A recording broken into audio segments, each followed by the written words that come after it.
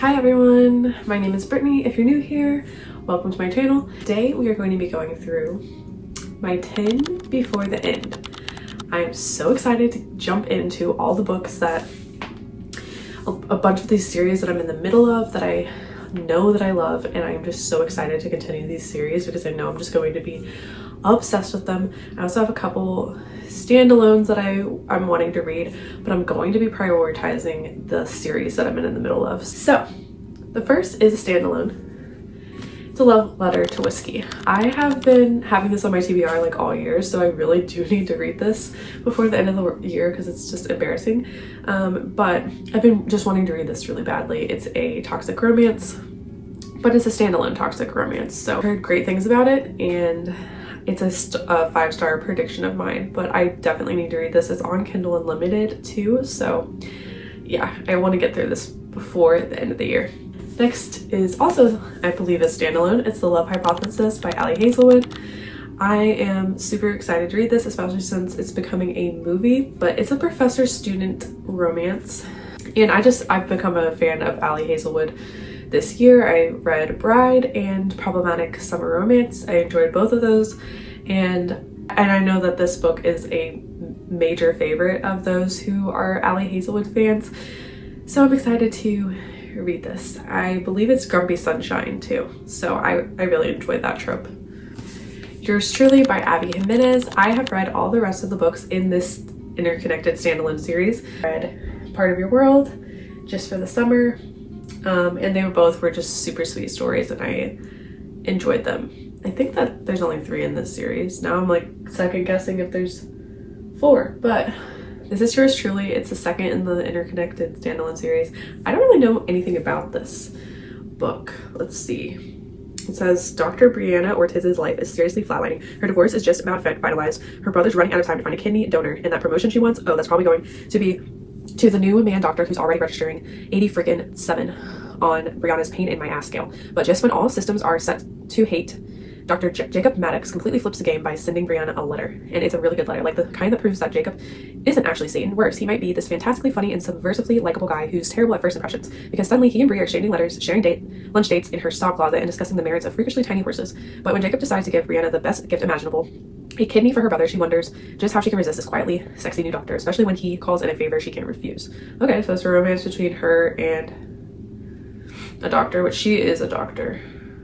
Yeah, and then her brother needs a kidney, so I always like Abby Jimenez's books. I just have to be in the mood for them because they're very, in my opinion, like feel-good romance books. Like they do cover serious topics, but they're very innocent stories usually, and like lovey-dovey, and like not heavy in the spice, and I don't know. I'm more of a toxic romance girly. She's not that. She's not a toxic romance writer, I wouldn't say. So I have to be in a good mood for like a sweet romance book. Pucked by Helena Hunting. I dipped my toe in sports romance this year, and I want to read more hockey romance books, especially. I picked this one up. Helena Hunting is an author that I have enjoyed in the past. I've read her Clipped Wings and Inked Armor series. Follows a tattoo artist who falls in love with this girl that works at the bookstore across the street when he's doing some artwork on her, and it covers like the trauma that they're both going through.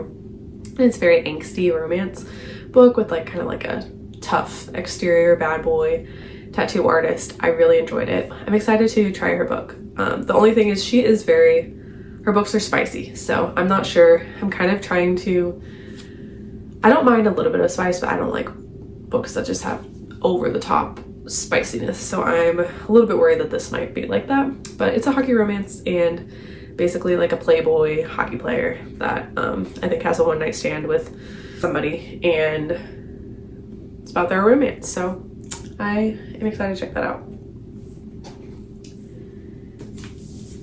The Conditions of Will by Jessa Hastings.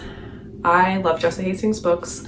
I'm a fan of the Magnolia Park series. It's toxic romance, kind of like Gossip Girl, British socialites.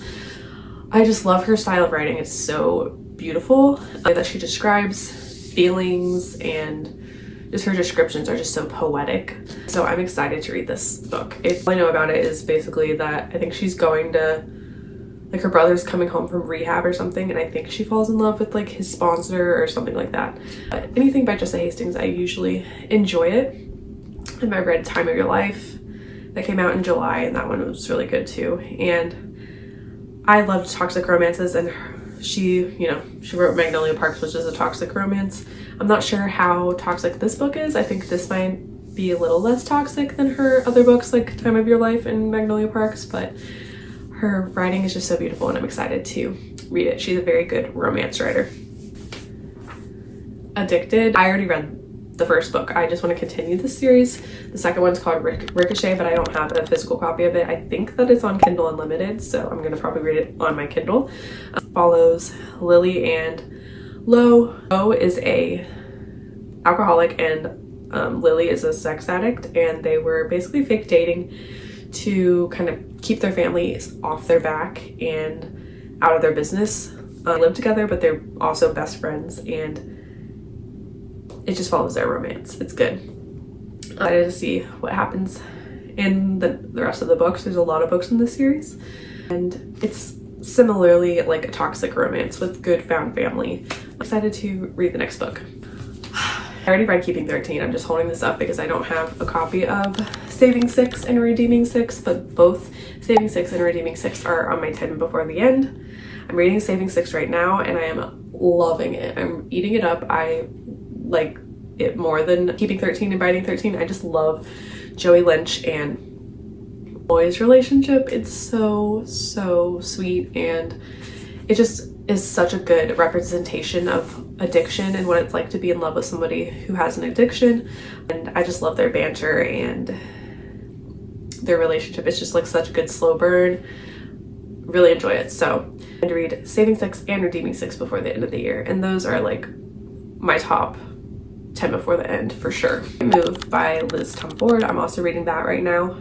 It's the second in the Windy City series. I loved Mile High, which is a hockey romance. The professional hockey player falls in love with his team's flight attendant, and he's like a bad boy, but really like a sweetheart. He just has that like tough bad boy exterior, and she is super sassy, FMC, and doesn't like put up with his nonsense, and banter is just so amazing in that book, and they're so cute.